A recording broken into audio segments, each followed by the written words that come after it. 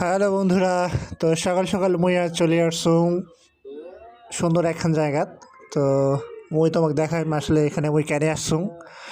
তো মুই চলে আসনুম কিশোরগঞ্জ হরতেগিতলা, মানে যেটাকে বলে কামারপুর পাশে। আসলে সুন্দর একটি জায়গা।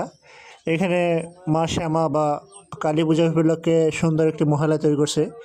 তাই মুইও আর কি বাড়ি থাকি না পেয়ে মুই চলে আসলাম। এই যে মায়ের চতুর্দিকে দেখেন, এই যে মায়ের শ্যামা মায়ের মূর্তিটা দেখছে, এটা পুরো মূর্তিটা নড়বে এবং আগে আসবে পিছনে আসবে।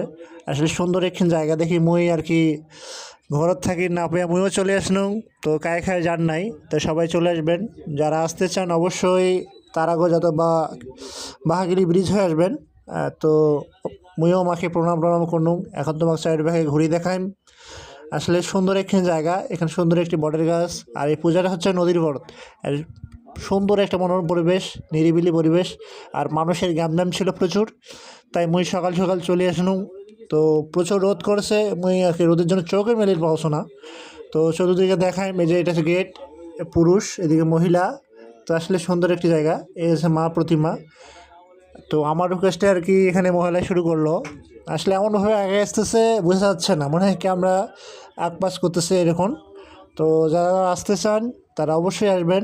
আসলে মায়ের কাছে প্রণাম করবেন, আসলে ঘুরলে মন ভালো হয়।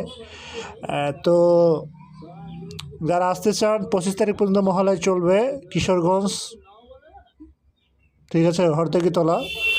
আসলে সুন্দর একটি প্রতিমা করছে, আর মহালয়ার অপূর্ব দৃষ্টি হচ্ছে। যারা তৈরি করছে কমিটি, তাদের আমি অসংখ্য ধন্যবাদ জানাই এরকম একটি পূজা উপহার দেওয়ার জন্য। তো ভালো থাকবেন বন্ধুরা। আর সবাই মোর পেজখানত অথবা ইউটিউব চ্যানেলখানত সাবস্ক্রাইব করে দেবেন। আর মই এখন থেকে নিত্য নতুন কিছু জিনিস দেখানোর চেষ্টা করি তোমাগুলা।